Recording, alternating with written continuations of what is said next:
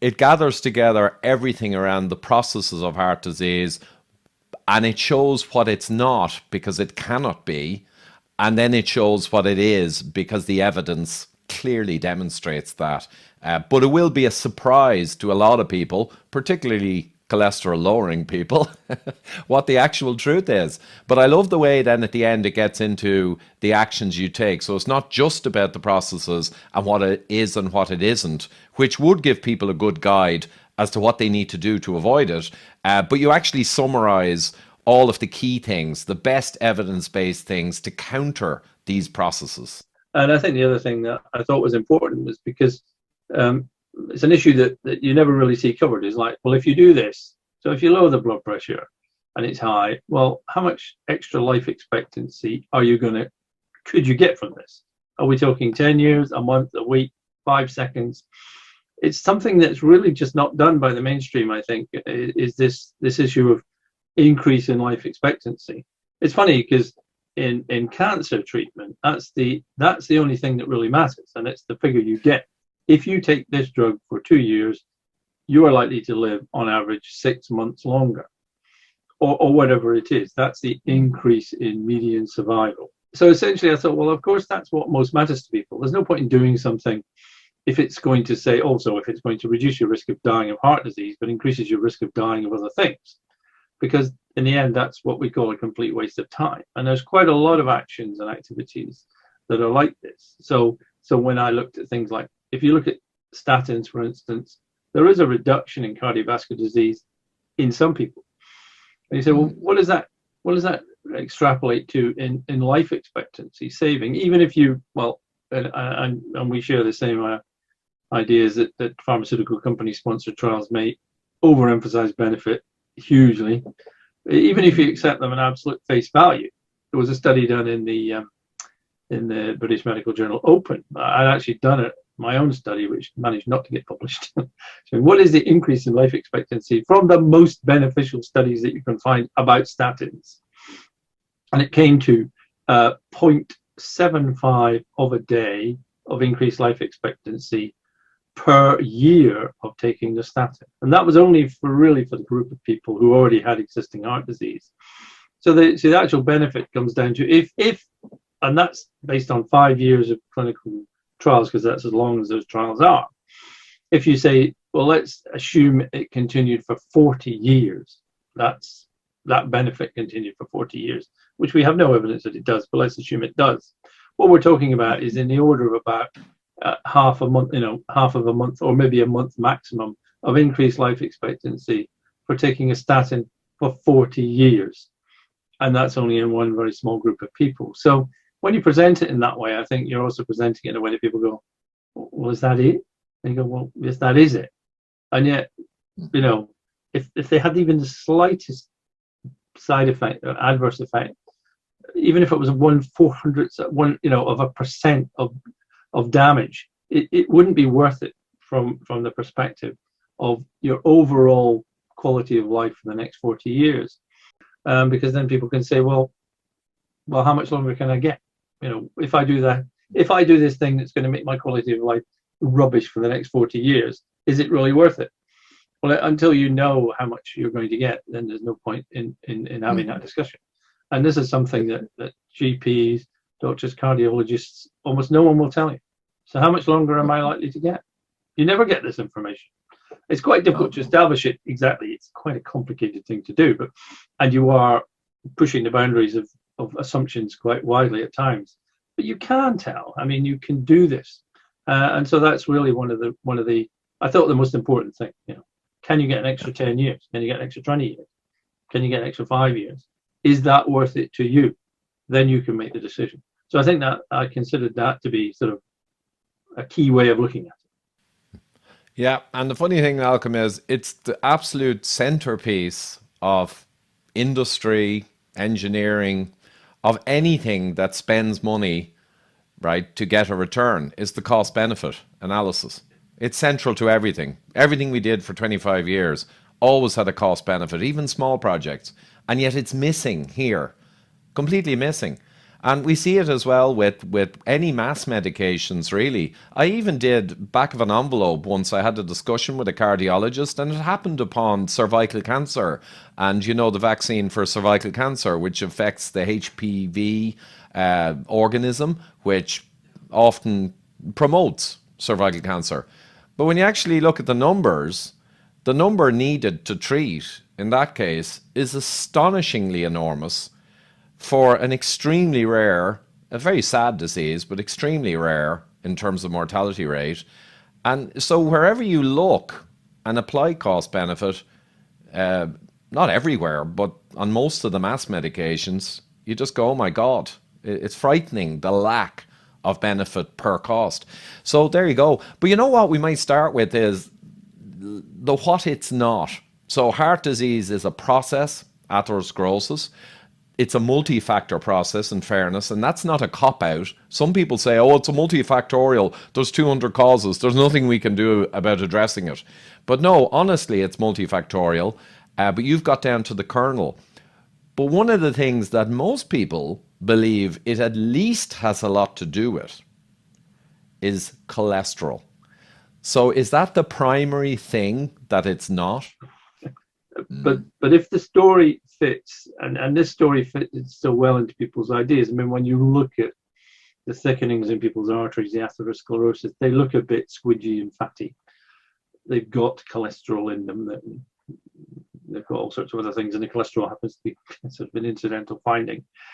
When we see fatty, squidgy foods, we look at it and go, ooh, and people are put off by that. You see people who are overweight, and we think, ooh, well, I can understand that people are overweight, have got problems. So it kind of fits into a bias that we all have against fatty, greasy, sticky, gooey things.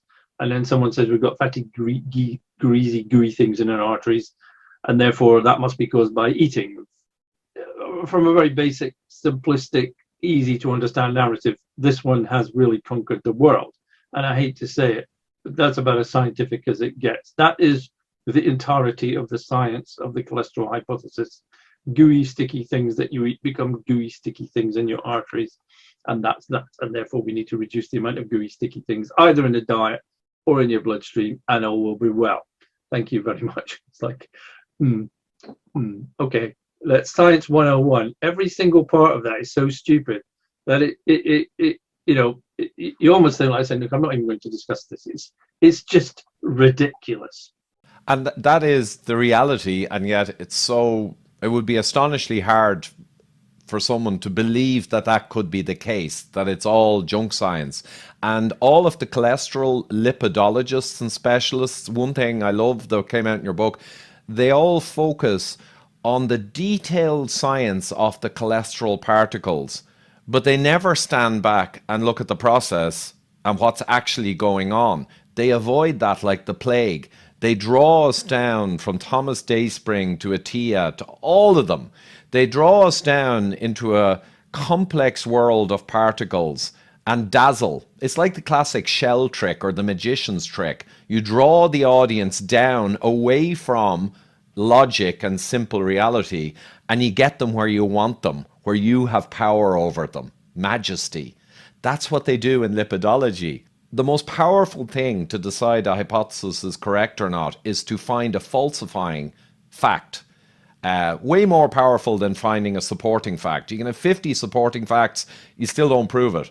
One falsifying fact, and you've disproven it. Now you're doing science. It is interesting that a whole series of drugs were developed around about the turn of the millennium.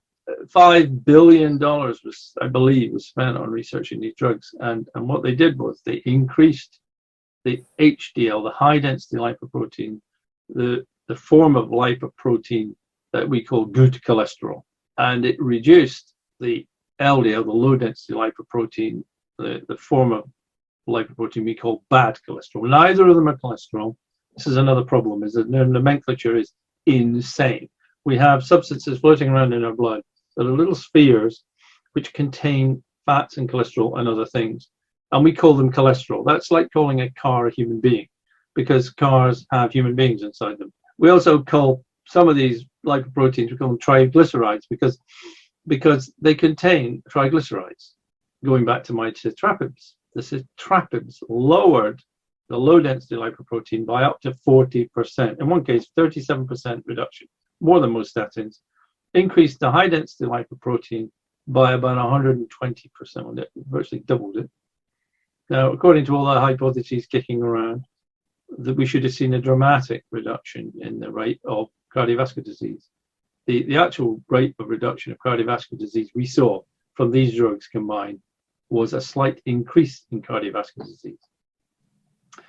Now, these drugs didn't launch for the very simple reason that they achieved absolutely nothing. And even some of the cardiologists who are sort of internationally famous, Stephen Nissen, probably the most influential cardiologist in the world, looked at these results and said, oh, well, maybe we've got everything wrong. I mean, he's changed his mind since, obviously. But he said, well, actually, it looks like raising HDL isn't a good idea, and it looks like maybe lowering LDL isn't a good idea. And then that was that. You hear nothing more of it. They found a population in Italy who had a very low HDL level. I can't remember exactly, it was like 50% lower than normal. So in theory, this wonderful protecting good cholesterol should have done good. But they had a very, very low rate of heart disease, much lower than the surrounding population. And the heart disease in Italy is relatively low compared to, well, quite low compared to the UK or US or Ireland or whatever. They said, well, that doesn't make any sense. So what's going on? Well, they looked at their HDL and they said, there's a specific protein attached to it, which we called ApoA1 melano. So they synthesized this protein. They stuck it onto HDL and they injected it into people. And Stephen Nissen said it was amazing. It was like liquid Drano. We could see the cholesterol being pulled out of the plaques. The plaques were disappearing. It was like watching a cloud on a summer's day. It just disappeared. Then the company was sold for $1 billion to Pfizer, who then actually carried out some clinical trials and found it didn't do any bloody good at all. So again, you have this. People find things, they trumpet the wonderfulness of it, and then it disappears, and you think, well, okay, so is anyone willing to change their minds?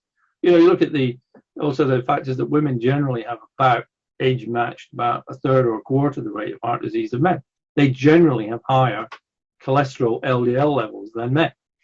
So the explanation is, well, they're protected by something. Well, yeah, or maybe it doesn't cause heart disease in the first place. So they're not protected. You don't need to look for an explanation because the thing you think is causing heart disease isn't. Anyway, at one point it was confirmed that basically women were protected by their different sex hormones, estrogen, progesterone, and then they did studies on it, and they found that actually no, there is no protection from these substances. In fact, if you give estrogen, progesterone to men for things like prostate cancer, it increases their risk of heart disease. And you may know that we got together with a group of other people and we looked at the LDL level and we looked at this in the population over the age of 60, which is where almost all heart disease deaths occur. We found all the studies we could, we brought them together in a meta-analysis. And what we found was that a higher LDL level was not associated strongly, if at all, and in fact the association was negative really overall. In other words, the higher your LDL levels were, the longer you lived. And there was a study in Norway on 50,000 people over 10 years. It's actually the authors wrote to me. I didn't even know the study existed. It was called Hunt 2, carried out in Dellenberg or wherever it was. And they wrote to me and said, look at this. We find that if the cholesterol goes from 5 to about 7, which is 5, 6, 7, above 7, was the figures they looked at. But in women, the highest rate occurred, heart disease occurred in women whose cholesterol was 5 or lower. And the lowest occurred when it was 6.5, 7 and above. And we're talking about quite significant differences here. So you go, well, there you are, you know. And the biggest study, actually, I think it's the biggest study, was done in Austria. It's called the Vorarlberg study. Look at why Eve is an Adam. And they looked at people ages from 10 to 95 over 15 years. This was an enormous study. And what they found was that the lower the cholesterol level was, the higher the mortality rate was in all the population and age groups that they studied. The effect wasn't massive. It was fairly small. But it was still a complete contradiction. And you can find contradictions like this and contradictions like this. In fact, the World Health Organization, this was something that Zoe Harcombe did. She looked at all of the cholesterol levels in all the countries that she could find and found quite a strong negative association between cholesterol and deaths from cardiovascular diseases across 180 countries or whatever it was. The graph was fairly like that, highest heart disease, lowest cholesterol, lowest heart disease, highest cholesterol, across however many countries you want to look at. So the whole thing is we're told the Framingham study was done many years ago. It's a small town near Boston in the US, where they basically, it's a bit like the Truman Show. They got everybody, measured everything, and said what is associated with heart disease, and it came out with figures which were actually the exact opposite of what the figures said. The figures said that a fall in your LDL level, each 1% fall of your LDL, the cholesterol, not LDL, resulted in a 2% reduction in heart disease. But actually, if you look at the figures, and this is the actual figures, the people who had a falling, the highest risk factor for dying of cardiovascular disease was having a falling cholesterol level. Well, the UK Biobank studies, the idea is you gather all the data you can about people and say, what are the things that influence diseases, cancer, heart disease, whatever.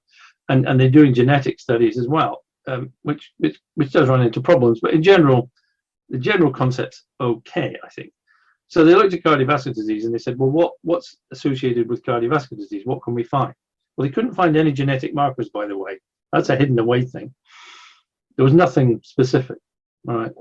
What they looked at, and they found that, well, diabetes was associated with like a 3.5 increase risk, and smoking was 2.7. Or these figures are off the top of my head. Very high blood pressure, 1.8 times risk.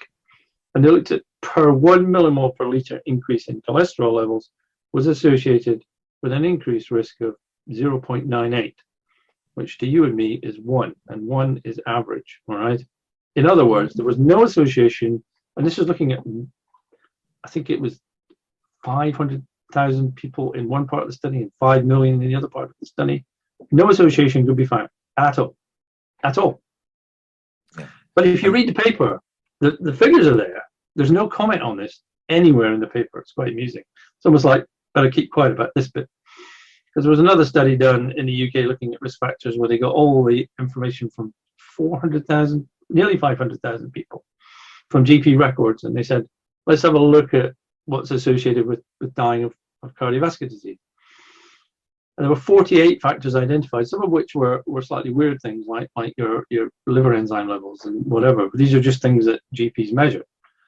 And out of the 48 factors, coming in at number 46 with an increased risk of 0.001 was your LDL level, because they measured LDL. In other words, there was no increased risk at all with an increased level of LDL in this study. Professor Karl Popper, logic and science man, came out with some genius stuff on the nature of proof, and the asymmetry of proof is what he came out with, and it's stunning and it's so important. I'll just describe it briefly again. There's an asymmetry in proof, and the asymmetry, or the lack of balance, is that you can have many positive bits of evidence supporting a hypothesis and they never prove it, right? You can have massive evidence of white swans being the only swans, but one black swan turns up and the hypothesis is over that there are only white swans, even though you had myriad proofs, because you went to Venezuela and you went to Botswana and you went everywhere and you kept finding, yes, all the swans are white. It never proves it. The asymmetry is that if you find one negative proof against the hypothesis, it's over. There is no debate or discussion. It's over. Now, you might rewrite the hypothesis, change it to accommodate, but it's over. But as you're saying, it's not one or two negative proofs against the cholesterol hypothesis where you could change the hypothesis a little to accommodate them. You know, that could be valid if you're honest. But it's not one or two. It's everywhere you turn. Everywhere you turn. In biophysics, if you look at correlations, if you look at epidemiology and Framingham and all those, you look at the machine learning, advanced studies like you mentioned there with the 500,000 people, and it pulls out what's relevant. So if you think of LDL as a little taxi particle, you think of an LDL molecule as being about the size of a human being. Endothelial cells, which line all your blood vessels throughout your whole body and act a bit like tiles lining a wall or a tube station or something. Of course, they're much more complicated than that. An endothelial cell is about the size of a Wembley football stadium or a large football stadium, just to give you some idea of the sort of size. Anyway, so the current idea is obviously that if you have more LDL in your bloodstream, it will leak through the endothelium, which is this single layer with a few other bits and pieces, and into the arterial wall behind, where it then gradually builds up and builds up these thickenings. Well, of course, the first thing is why does it only happen in certain places? And why does it not happen in veins or in the blood supply circulation in your lungs? Why only in arteries does this happen? And why only in bits of your arteries? If it's all leaking through everywhere, it should just thicken up as a kind of gradual thickening process. That requires that this little LDL particle comes up to the endothelium and then passes straight through it, and then travels about half a mile, it would be, if you were a human being, to the other side of the cell, where it goes up to the other side of the membrane and then pops out again and then ends up in the artery wall behind. So you can think, well, that is a process that is required to happen, but that process, we know it can't happen because endothelium cell membranes are barriers. They're perfect barriers. Yes, they allow certain things, and we know from recent events that COVID-19 viruses can stick to a receptor on the cell membrane, lock into that, and then be drawn into the cell. We also know that LDL particles or molecules, or whatever you want to call them, as you know, a cell wants LDL inside it. It creates an LDL receptor. The LDL comes along, it locks onto it, and it draws it into the cell. Well, that tells us two things. First of all, LDL can't get into a cell unless there's an LDL receptor there. So the cell must want it in. So this idea that if there's a higher concentration in the bloodstream, well, the cell doesn't care what the concentration is in the bloodstream. It can keep everything out. Cells can prevent the passage of single atoms or ions. There are channels in your cell membrane that allow the passage of ions in and out. And an LDL molecule would be, if an LDL in moving sizes again, if a single atom is the size of a man in a rowing boat, you know, an LDL molecule would be the size of a supertanker. So the cell can keep single atoms out, and yet the idea is if the concentration is higher in the blood, it will just go straight through the cell membrane, rush through the cell, and pop out the other side. Now, that requires processes that do not exist in nature. First of all, it would require an inside-out LDL receptor on the other side of the cell membrane. No one's ever suggested such a thing can possibly exist, or what its function would be. That then grabs hold of the LDL and pops it out the other side. This mechanism does not exist. All right. So the mechanism of transportation through an endothelial cell does not exist. We also partly have from proof that your brain has to make its own cholesterol. And the reason why it has to make its own cholesterol is because LDL cannot get in past what's called the blood-brain barrier. All right. So there are cells in your brain called glial cells that support neurons. One of their functions is to synthesize cholesterol, and it transports it about in a different form of lipoprotein. Don't worry, it gets all complicated. So we know that LDL can't get through an endothelial cell. So then the other argument is, oh, well, it gets between the endothelial cells. And you go, well, have you ever looked at how endothelial cells link together in blood vessels? Well, they're linked together. They're enormously complicated. There's a thing called tight junctions, translocation junctions, and it's a bit like you've got zips and buttons, and they link together strong protein links all the way across that link together, because they can't allow anything to go between them either. Because if you allow anything to slip between endothelial cells, it will slip between endothelial cells. It will get into what they call the interstitial fluid between cells, and it will kill you. Because you need to keep this environment absolutely straight. There is a journal called Tissue Barriers, which I read. And, you know, you can imagine it's a real page turn. And I can't remember the exact quote, but it's like, you know, all material must pass through endothelial cells, because if they could pass between, you know, the barrier, the endothelial barrier, they could pass between cells and cell membranes, we would immediately be dead. It's a prerequisite for life that things cannot pass between cells. It's an absolute prerequisite. Now, it does get more complicated at a very micro level, where within your kidneys and your liver, things obviously have to come out and inside cells, because otherwise none of these organs would work. But that's happening at a very small level. The larger size level of all the blood vessels where this happens, you can't get anything through an endothelial cell, and you can't get anything past an endothelial cell. It is, I hate to use the word impossible in science, because someone will come along and show it, However, it is as close to being an impossible thing as there can be. And yet that is the mechanism by which cholesterol, aka LDL, is supposed to cause thickenings in your arteries. And that neither of these things can happen. It's impossible for it to happen. So you have an impossible hypothesis. Yeah, the triglycerides that come in, the fats you eat. And I found it quite stunning at the time, what I was learning in the first days, right? But the triglycerides that are 3 fatty acids with a glycerol backbone, so think of it like a fork, triglycerides, they come in the fat, they get broken up into single monoglycerides, right? They then get brought across and they get packaged back into triglyceride on the other side in your body and into chylomicrons. Oh, yeah, well, of course, you know that in order to absorb fat, then the bile that comes out of your gallbladder is basically cholesterol.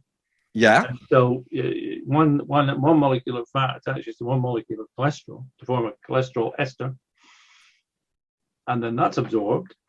Then it's packaged into a big thing called a chylomicron, and then that big thing, which is like much bigger than an LDL or whatever, travels straight from your gut straight into your bloodstream. It doesn't go through your liver, and distributes the fats all around your body, which are then reconverted.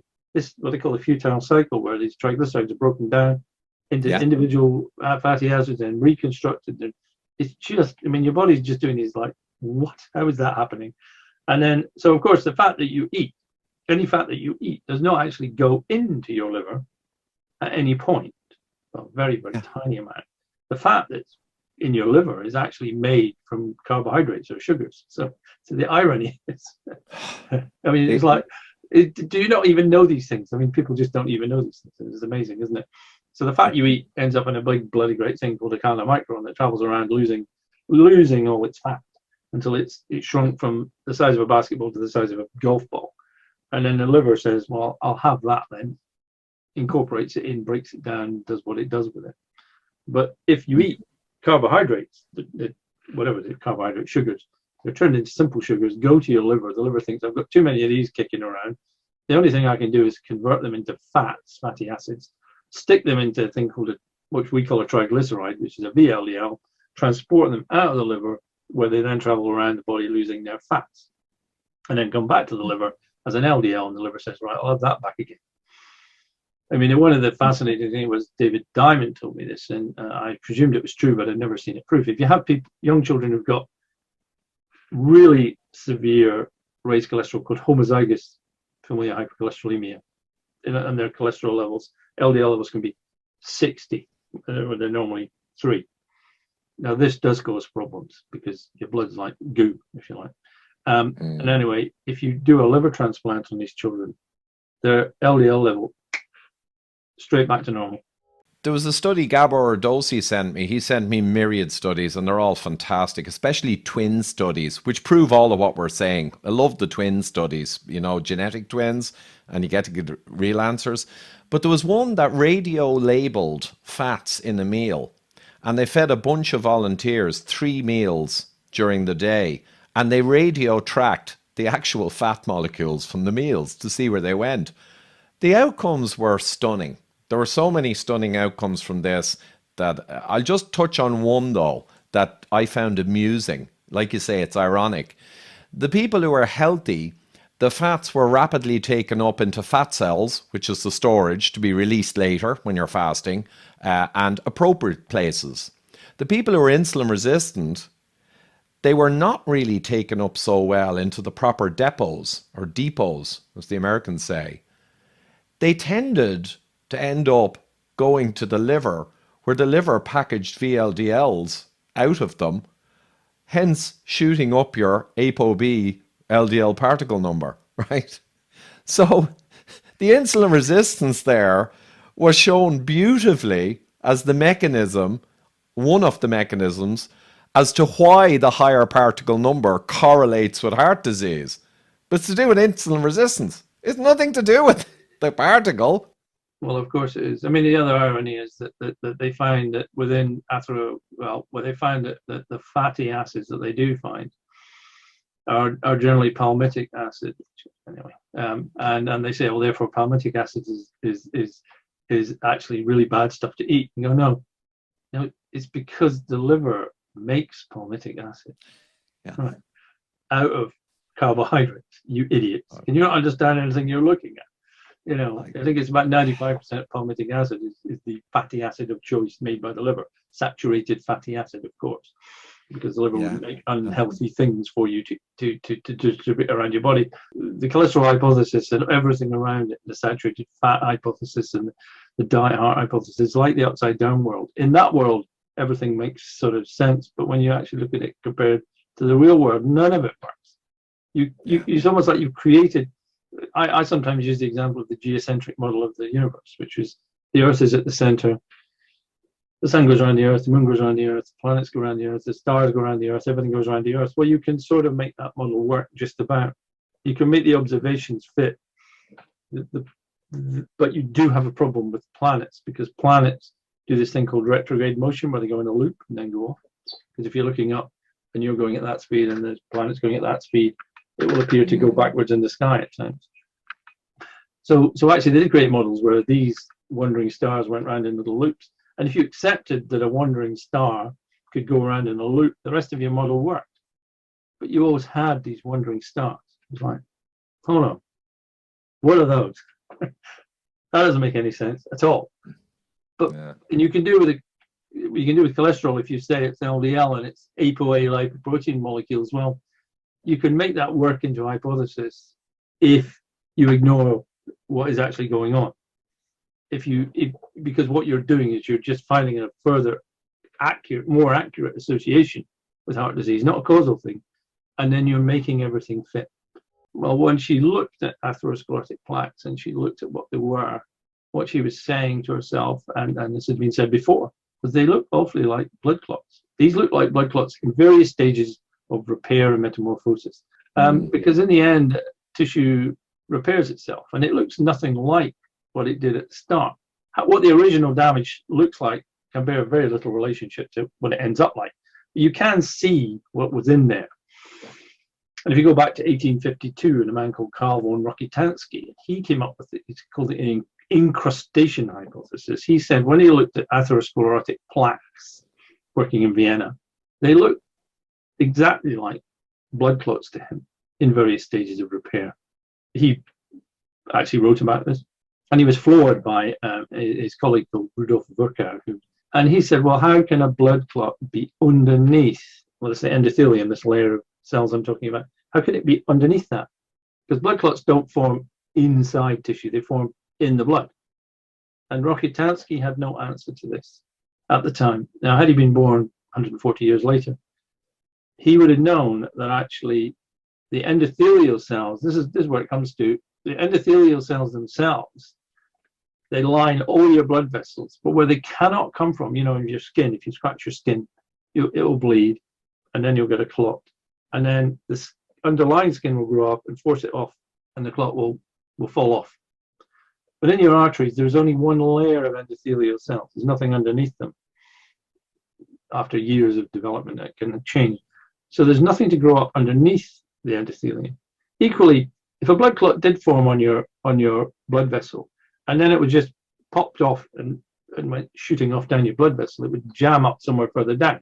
So that would be what would be rather disastrous. You can see that happening quite a commonplace for clotting and atherosclerosis in the arteries of the neck. And blood clots can form on top of these areas, and then they can break off and go into your brain. That's the commonest cause of a stroke. So the body doesn't want blood clots breaking off and traveling down your circulatory system, because that's the sort of thing that can kill you. So assume for the sake of argument, you've got a blood vessel, the endothelial cells are lining it, and some of them get damaged, and then a blood clot forms on top of it. This is the basic start process, endothelial damage. So you've got a blood clot, it's stuck to your artery wall. What are you going to do with it? Well, the first thing you do is you shave it down, and there's processes called fibrinolysis, which shave the clot down. But obviously, if you shaved it down to nothing, then all you'd have was a further exposed area, and a blood clot would just form, and then another blood clot would form, that would be a stupid process. So the bit of the blood clot that's most closely attached to the artery wall doesn't get shaved down.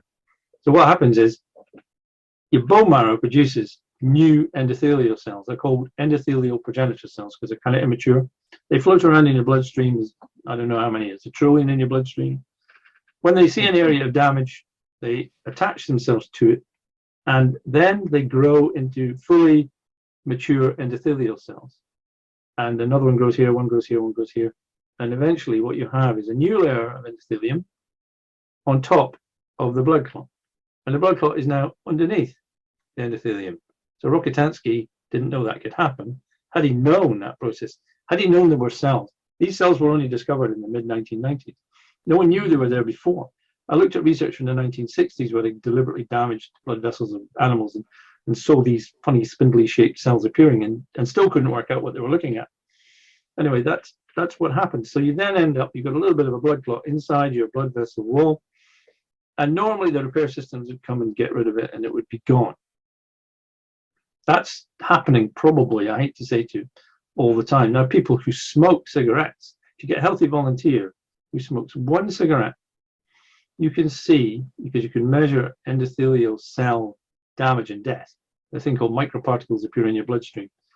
And you get a healthy volunteer to smoke one cigarette, and you can find millions of microparticles floating around in your bloodstream.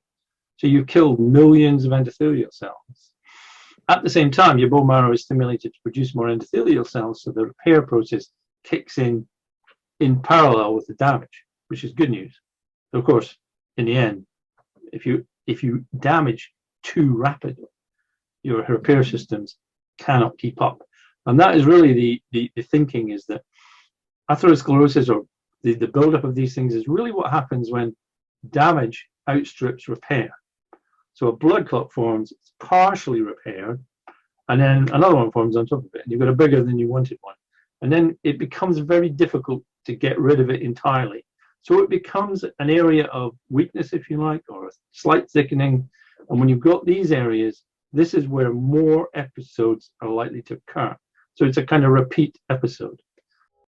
And increasingly, people are recognizing that if you look at a plaque area in an artery, which is actually, the artery remains circular, by the way. If you look at it, basically what you see is if you do angiograms on arteries yearly on people who've got known heart disease, what you don't see is that it gradually thickens and does that. What happens is you'll look and it'll suddenly be that size, and then it'll suddenly be that size. It's called phasic growth, right? It doesn't gradually increase as LDL gets into your blood vessel one molecule at a time. What's happening is you're getting a clot.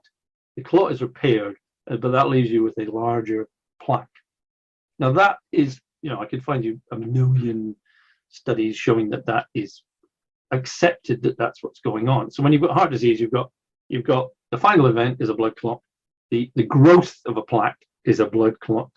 But what the mainstream won't accept is that is also what starts it in the first place, because it's LDL that starts it off by going into your blood vessels, which we've just discussed is an impossible process. And then blood clotting takes over. So, well, no, all that this hypothesis suggests is blood clotting from start to finish. It's the same process. It's the same process all the way through. It's just you damage the endothelium, blood clot forms, it's repaired, it's gone. If you accelerate the damaging process, you've got a problem. I sometimes liken it to potholes on a road, whereby roads, if you don't do any repair on them, you actually end up with enormous potholes. So the council has to come along and cover them over and repair them. So long as they're doing that fast enough, you don't have a pothole problem. If they're not doing that fast enough, you have a major pothole problem. So it really is just a balancing act here between this is going on all the time. So what you've got to try to do is reduce the amount of things that you do that can be damaging to the endothelium, because that will reduce the damage part of it. You've got to reduce things that make the blood clots that form bigger and more difficult to be got rid of, and you've got to enhance the repair systems in your body as much as you can. Now, obviously, the thing that damages your repair processes more than anything is getting old, unfortunately, which is why age is such a major risk factor. Because when you're younger, your repair systems are probably going, haha, 20 cigarettes a day, no problem. Everywhere the cholesterol hypothesis, when you look at logic, data, and actual science of what's happening, it fails, right? All your lipidology associational nonsense passes because it's peripheral. It's meaningless. It's built on sand. But the core stuff, this one then fits, I think, with every genuine fact or reality around the science, the biology. There may be exceptions. I don't think there are. We'll get to those. But let's look through the ones it does fit with. If you take genetics, susceptibility, and hotspots of atherosclerosis, where there's junctions in the arterial tree, and, you know, that fits perfectly, right, with this process. You know, if you've got high blood pressure, if you have, as you say, areas of bifurcation in the arteries where there's more turbulent flow, there's more stress on the endothelium. These tend to be the points where the plaques develop. And why do the plaques develop most in the heart, for example? Well, as someone said, you know, the heart is unique because the blood flows through most blood vessels when the heart contracts. But when the heart contracts, the blood stops flowing through the coronary arteries because the pressure on the arteries is so great, it blocks the flow. It's only when it relaxes that blood can flow. So someone described a coronary artery as it's like someone stamping on a garden hose 60 times a day. There's an enormous amount of biomechanical stress on coronary arteries. So that fits with that. The blood pressure is a thing. I mean, when you look at smoking, yes, well, clearly smoking, we can see that it damages the lining of the blood vessels. When you look at air pollution, if you look at small particle air pollution, these nanoparticles get into your bloodstream. So that also fits. And then when you look at raised blood sugar level, now this is fascinating because, you know, you ask 100 doctors, have you ever heard of the glycocalyx? And they'll look at you blankly. Well, the glycocalyx is the lining all endothelial cells have. And it's a bit like, you know, if you try to pick up a fish, not all fish, you slip through your fingers because they're covered in glycocalyx, which is really slippery stuff, better than Teflon. And it consists of, the glycocalyx comes from the fact it's made of glucose protein structures that are a bit like tendrils or grass or whatever that stick out of your endothelial cells and form this kind of lining, protective lining around all of your endothelial cells. And it's hugely important for protecting them within the glycocalyx lurks, anticoagulation factors, things that stop your blood clotting, just really potent things that make sure that nothing hits the endothelial cell and damages it. And it also stops things sticking to endothelial cells. So your glycocalyx is hugely important for protection of your endothelium. And you can actually measure this. I mean, there is a mechanism, there's a thing called a glycometer, which you can stick under your tongue, and it looks at your blood vessels under your tongue. And you can look at the endothelium, the capillaries under your tongue, and you can see how thick the glycocalyx is. And thicker glycocalyx is good, thinner glycocalyx is bad.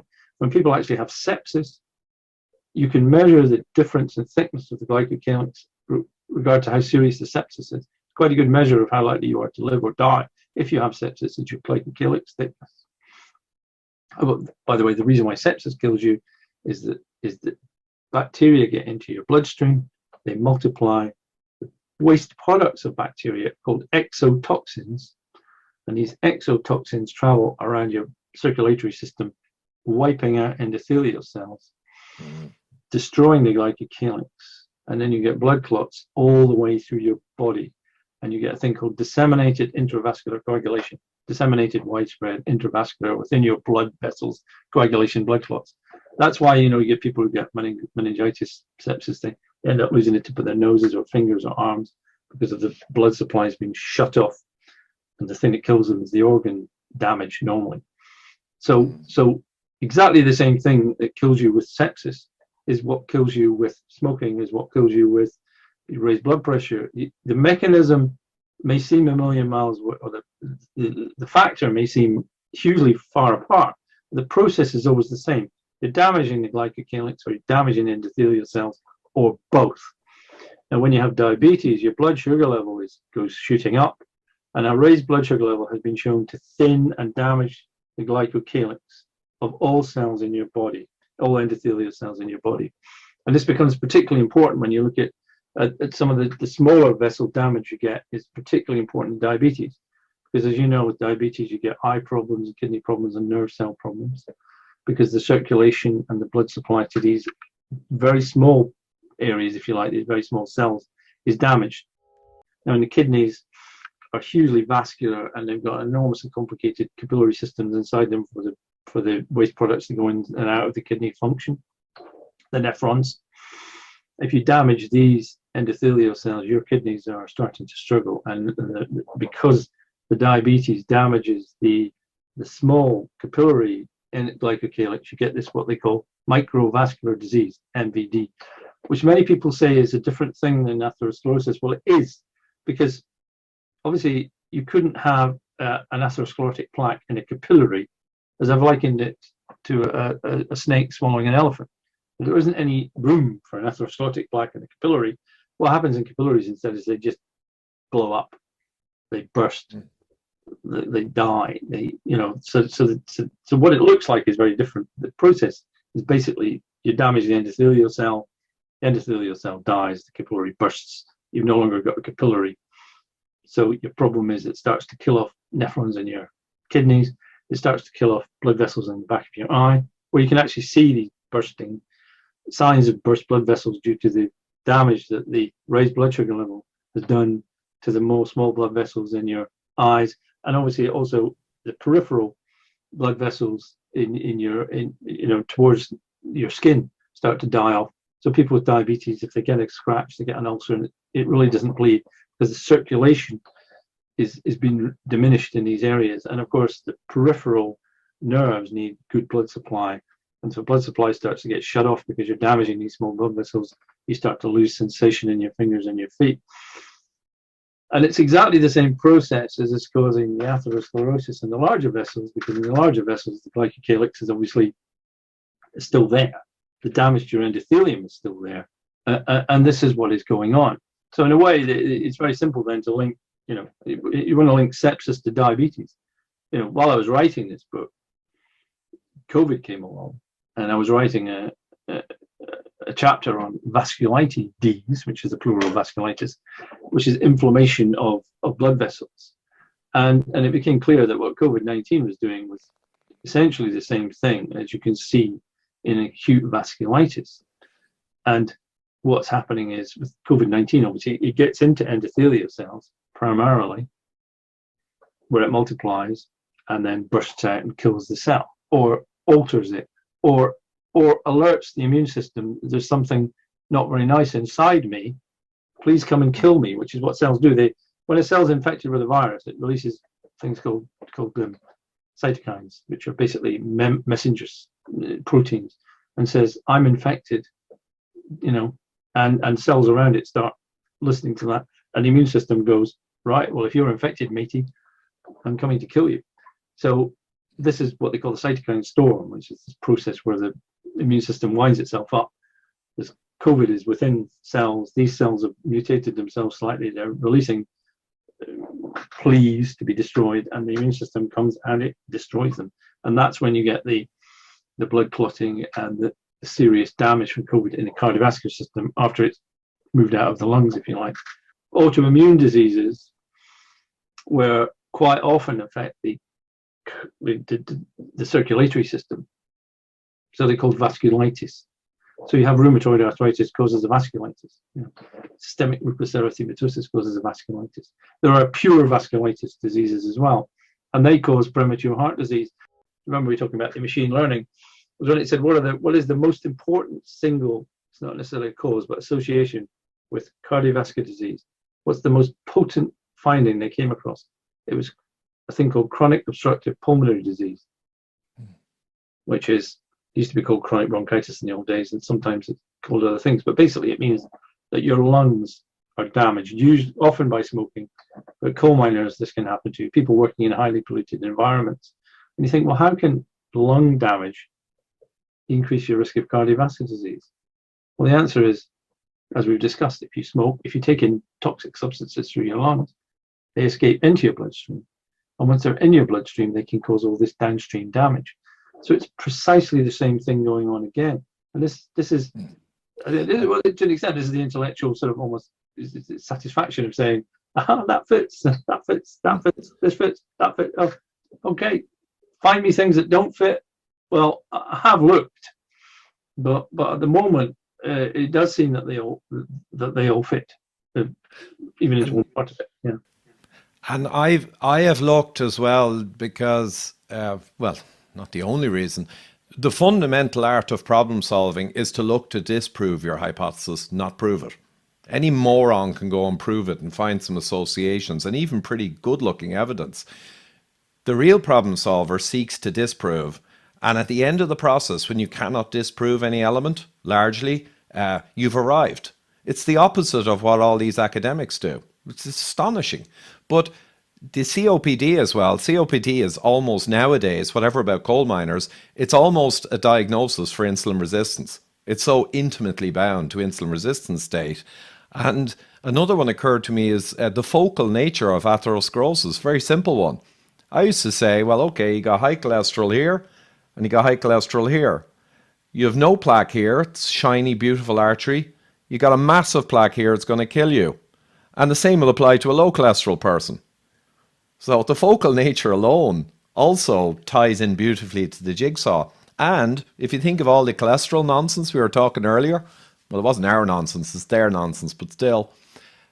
You take all the examples and anomalies. The Catavans, lowest heart disease on the planet, even up to aged levels, they have almost no calcification when they study them. Incredibly low heart disease. The Americans, kind of the worst on the planet. The Catavans have the same kind of particle number of LDL, the super measure of LDL. And yet they have no heart disease, and these guys have it.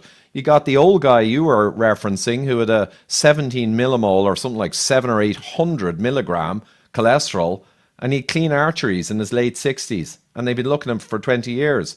And then you got the young guy with the sickle cell, as you described, that damages and strains the arteries, low cholesterol, but getting limbs amputated from atherosclerosis. All explainable with the proper process you described. All of these. Sickle cell disease, which is where your blood vessels are sickle shaped and they're sharp and pointy at one end, to be super simplistic. And you can find examples of this particular case history, a 14-year-old boy, I think it might be 12, I think he was 14, who came in with gangrene of his left foot, and because the circulation to his foot was so severely compromised, because he had severe atherosclerosis in the arteries in his leg, also his other leg, and every other major artery in his body.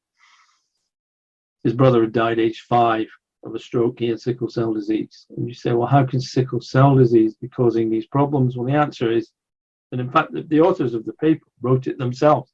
They said, you know, severe biomechanical damage to the lining of the arteries is what is causing the problem. I said, well, yeah, I entirely agree with you. Why don't you take that one step further and say, well, therefore, that is what's causing the problem for everybody?